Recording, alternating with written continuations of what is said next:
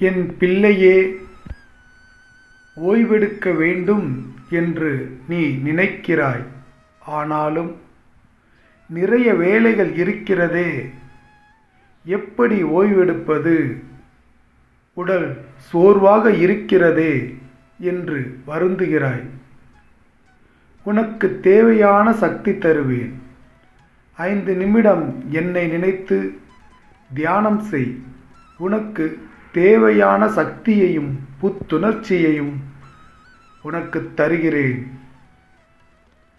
உன் வேலைகளை அவ்வப்போது நானே முன்னின்று நடத்தி வருகிறேன் என்பதை நீ நன்கு அறிவாய். உன் கடமையை செய், பலனை எதிர்பாராமல். உனக்கு உயர்வான இடத்தை நான் தருவேன். நீ கர்மயோகத்தில் இருக்கிறாய், அதை சரியாக கடைபிடிக்கிறாய்.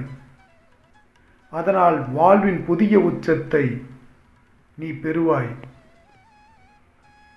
பல நல்ல பலன்களை பெற நீ தகுதி படைத்த பிள்ளையாக மாறிவிட்டாய். இந்த சூழலை நீ தாக்குப்பிடித்து விட்டால் பல சிறப்பான நிகழ்வுகள் நிச்சயம் உண்டு. என் அறிவுரைகளை மனதில் வைத்துக்கொள், அதன்படி நட. நல்லதே நடக்கும். ஓம் சரவணபவ.